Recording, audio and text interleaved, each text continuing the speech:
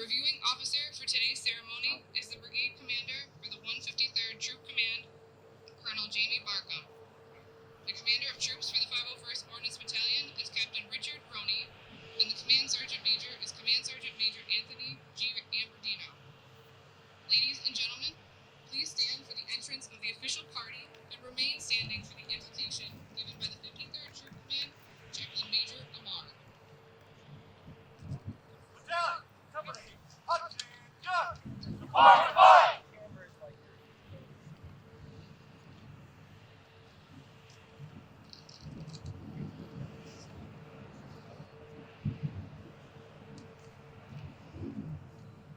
Reset, march!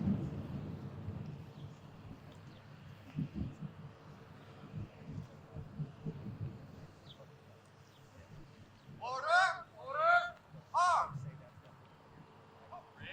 Parade, ready. Almighty God, as we begin our deployment, we are keenly aware of our feelings and emotions. We are excited with a sense of adventure. We are still a little numb from the shock of physical separation from our loved ones, and we are a little apprehensive at what the future holds for us. Minister to us according to our needs. Give us the strength to do our jobs. Give us a spirit of cooperation and harmony. Bring to us and our families your protection, your guidance, and your peace. May God bring you safe and sound to your loved ones. May God bless you all, and may God bless the United States of America. Amen.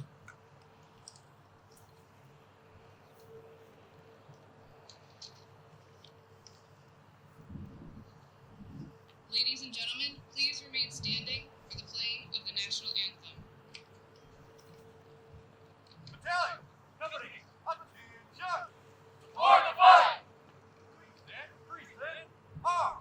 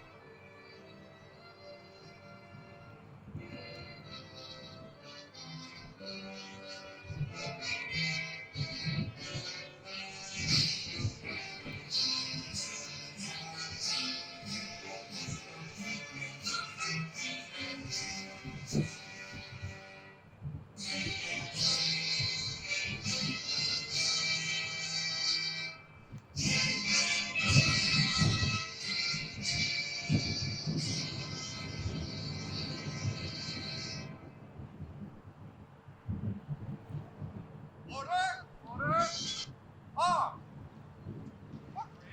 Parade, ready. Please be seated. Ladies and gentlemen, Brigadier General Jack James, 53rd Troop Commander.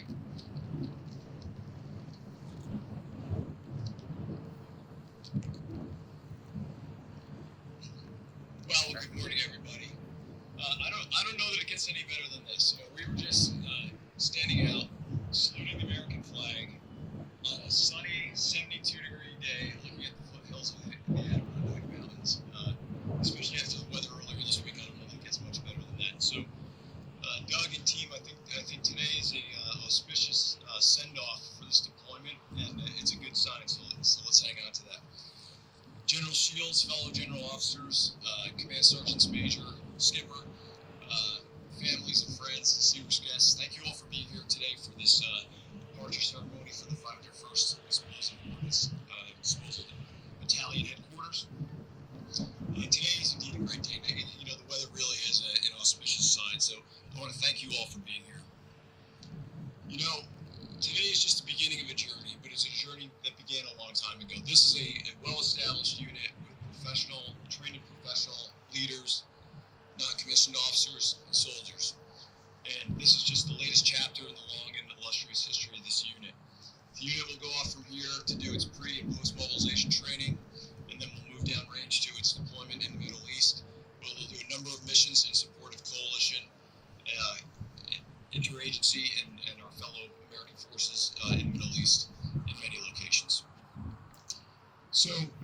we start this deployment, I just want to make a couple very brief observations. Every mission is different, but one thing has to remain the same: the level of professionalism that we bring to that mission. It means a lot of things. It means we have to be expert in our MOSs, in our skills and trades. We have to conduct ourselves in a professional manner. Remember, soldiers, we're only going to be as respected as we are professional. And I want you to carry that forward into this mission. You know, the motto of the 53rd Troop Command is mission first, soldiers always, and that's as it should be. The mission will be first. As you do it, as you be a professional, I ask the following of you. Be a leader, be a teammate for the soldiers on your left and right. Be a partner for your fellow American forces, for our coalition partners, our interagency partners, and our host nation partners.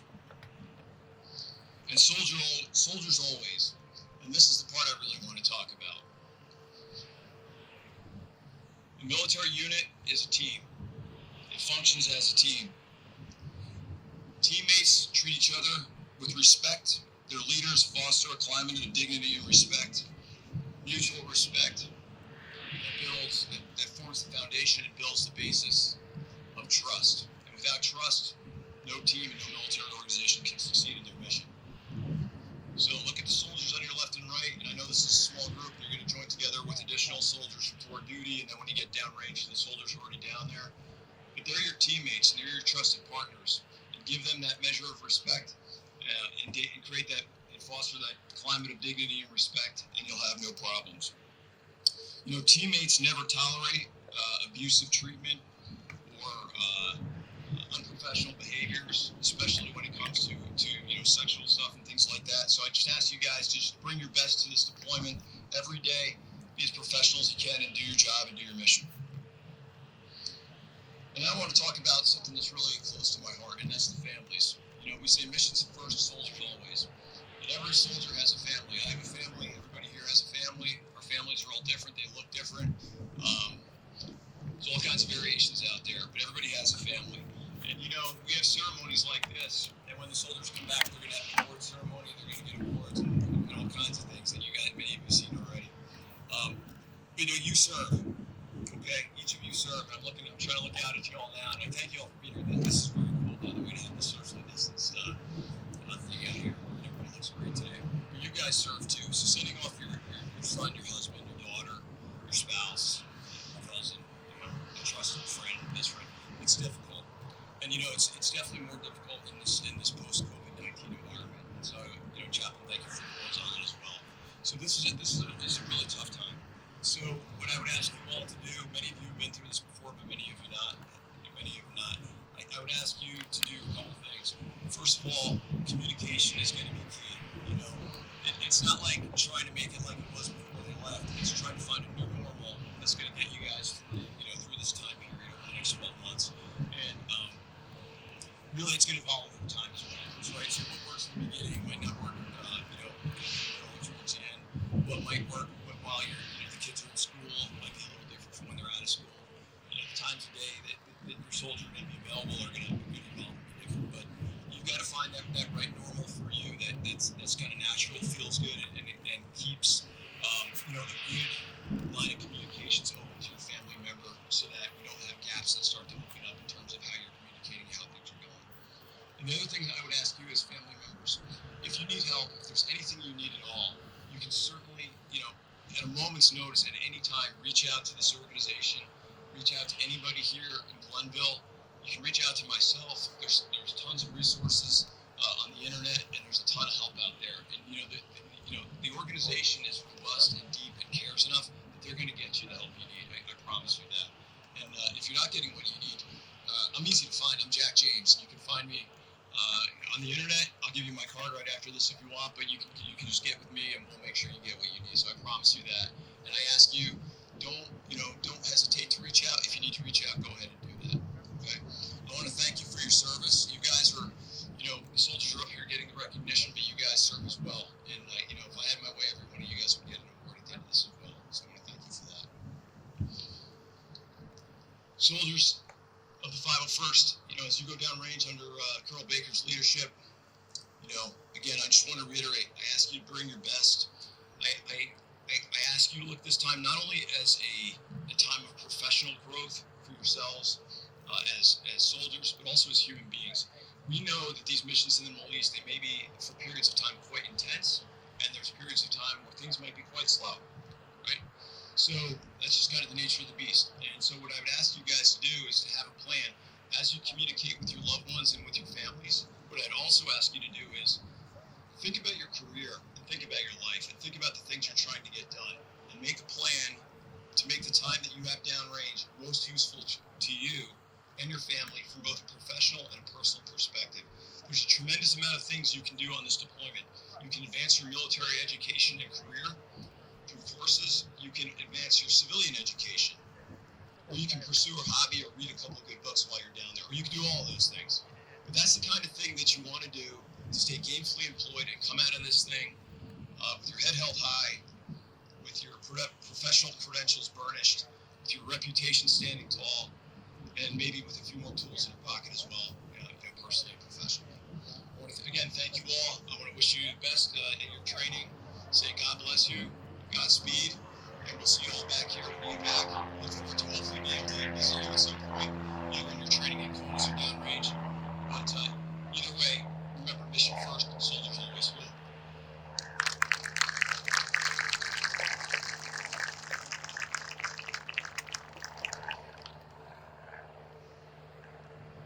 Ladies and gentlemen, Colonel Jamie Barkham, Brigade Commander of the 153rd Troop Command.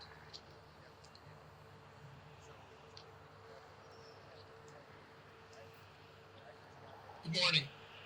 General Shields, General Talley, General James, General Smith, General Pavis, and other senior leaders, as well as guests, friends, and family members of the 501st. Today, and I'll just say I'll be brief and echo just a few comments that were already spoken here a moment ago. But I just want to make sure we do take the time to recognize the importance of this ceremony. It is a significant event, a significant day, a penultimate moment in the deployment of this unit. It signifies your readiness as soldiers and as family members for this mission. And it is a critical point in transition for the next phase of your deployment. First of all, I just say to everybody involved, what a great job, and congratulations to everybody in getting to this point in the mission. This was no doubt a team effort. And that team is not just the team members to the left and right of those in formation. As General James said, each one of you who are out here sitting present with us today, and many of those who couldn't be here today as well, who share in the care, concern, and sacrifice of this deployment. Colonel Baker, I just want to say I really applaud you, your staff, and the entire team here, who've not only had to focus on preparing this unit for mobilization, which is no easy task in any given year when other things are going on, but this was a year that was unlike any other. So as battalion headquarters, you and your team had to not only focus on this deployment, but had to focus in on and support the deployment of your subordinate units, the 466 Medical Company, who just recently came back home from their mission, and the 1108 EOD, who is now down range, and then your own mission. And that's on top of all the support that you and your unit has given to the COVID response mission here in the state of New York, which was a critical no-fail mission. And you've done all of those simultaneously without missing a beat. And so, again, for most units, focusing on and preparing for deployment is their only task all year long. And you did all of those things. So I applaud all of you and your team, for your commitment, your professionalism to all those missions. Great job. And to the soldiers, as you depart for your final pre-mobilization training, and you continue to remain focused in on your preparation, your final preparations, as was said here, make sure that you also are preparing for any possible mission, right? So we have a directed mission, but as we learn in this world, We need to be flexible and adaptable to change. The world around us continues to change. So you go forward as a unique capability with particular skill sets, but your soldiers first. And that will always mean that you have the ability to accomplish any mission assigned when given the proper leadership and the proper resources. I'm confident, without a doubt, that you will be successful. You will definitely make a positive, immediate impact on your arrival here. And again, to the family members, whether again this is your multiple time of separation or your first time of separation, please know that you are not going through this alone. We are all in this together. We share in the care and concern for our service members and for you. And remember always that although the unit deploys, the team remains intact. So we are here as a support unit, a support network, to make sure you are cared for, and we want to make sure that after this mission is over, that care and support continues through reintegration, which is an equally important time. So we look forward to that. We want to celebrate that. So for today, let's celebrate the great success and accomplishments of the HHD 501st and their preparation and deployment for their mission. So congratulations, and thank you all for your service.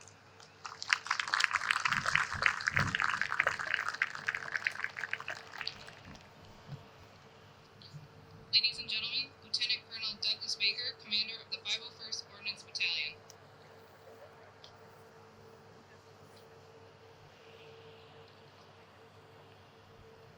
Major General Shields, Major General Vitale, Major General James, Colonel Markham, and other honor guests. Thank you for participating in the 501st Mobilization Ceremony. Also want to take a quick minute to recognize some of the past battalion commanders and battalion command sergeants majors that are here. Brigadier General James Pavis was a battalion commander. Colonel Mitchell, Robert Mitchell was battalion commander. And Lieutenant Colonel retired Hank Padley was a line processor with battalion commander. I'd also like to recognize Command Sergeant Major Ken Church, who was the original Command Sergeant Major when we stood the battalion up in 2005. And Command Sergeant Major retired. Conklin, which is previous Command Sergeant Major, just before Command Sergeant Major Jim Benito. I really appreciate and honor that you guys came today. I'd also like to welcome the family and friends. We appreciate your support, and we could not do this without you. I'd like to thank my family, and especially my mom, Barb Baker, who's here today. She's been there since 17 years old and went to basic training, and has been at all the major events, and I'm honored that she's able to be here. It truly is an honor to be the commander of the 501st. I'm very humbled to be able to take the battalion on a deployment. It's not a lot of people that get that opportunity. I don't take it lightly, and I'm very honored to do this. I've been on multiple deployments. My first one at the age of 18, Fort Bragg down to Honduras for 6 months, and just most recent one, 2018, over to Iraq. So I've been there at the age of 18 and at the age of 54. So, and I know the families, have some intrepidity of what's going to be happening, and we will keep everyone together. We'll keep focus, and we'll return safely.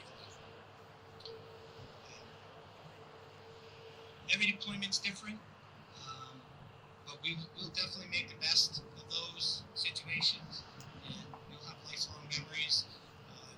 Just as a note, I didn't mention, but there's some folks in the back that were on the battalion's first deployment. This is the battalion's third deployment.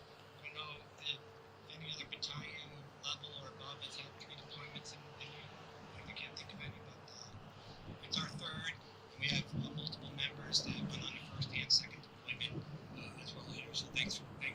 And they're lifelong friends that you're going to have when we get back.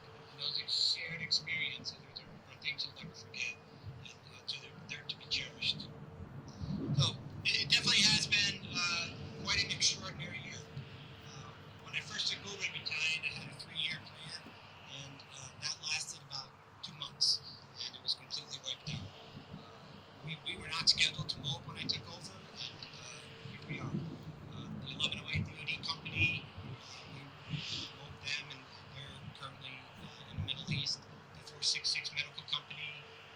them in. They've come back since then, and we stood up Task Force Logistics for the COVID response, which was mostly manned by the members of the 1427th Transportation Company.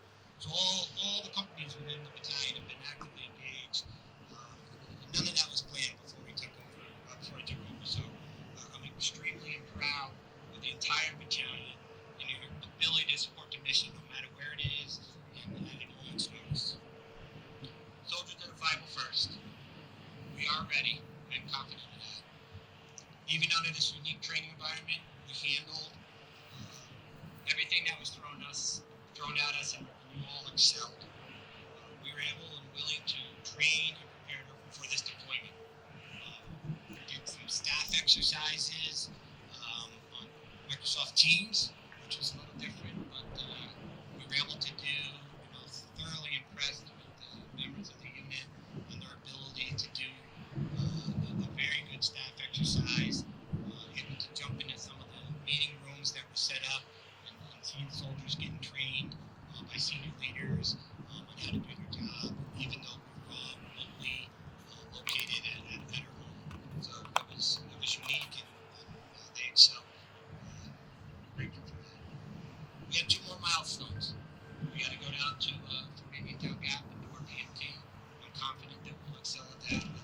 Knock all those tasks out, and then we have to go to our post-mobilization training. Again, I know we're ready and prepared for that. We may get pushed a little more in the next month or so, and obviously during our deployment, maybe times that it gets heated, but just work together as a team. We'll get through it. It's any situation that's thrown at us is a temporary situation, and we'll adapt to overcome and push through.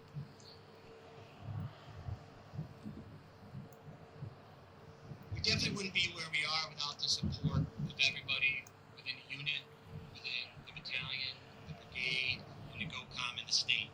And I thank everyone for all your support in getting us to where we are. I'd just say a special thanks to Captain Gasaway, who's the HHD commander. I don't think we'd be where we are today without his effort and all the hard work that we put in. So thank you very much, Jacob. Last thing I wanted to say is the families. Again, I just want to say we couldn't do this without you and your support. I honestly think when we go on a deployment, you have the harder job. You're back here. You're carrying on day-to-day life. Our days are pretty much set for us, so we know, it may be Groundhog Day almost every day, but we know what we have to do, and we have our mission in front of us, and you're back here doing all the things. Just mention that we have a family readiness program. They have a table set up over here.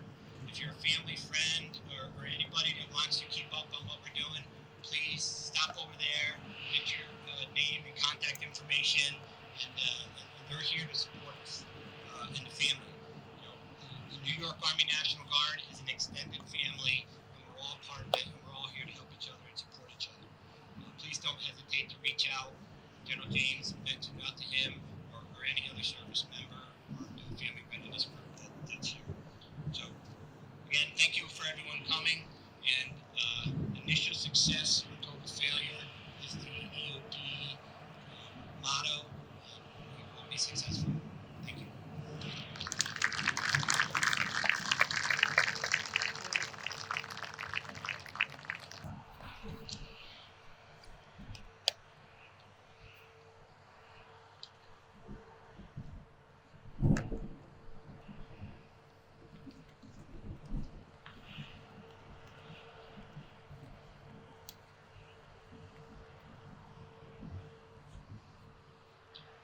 The 501st Ordnance Battalion traces its lineage back to the 105th Infantry Regiment of the New York Army National Guard. The 105th was originally organized from the 2nd New York Infantry on 27 April 1898. The distinctive insignia history is as follows. Originally approved as the 105th Infantry Regiment, New York National Guard on 14 February 1928. Redesignated as the 205th Tank Battalion, New York National Guard on 6 July 1950.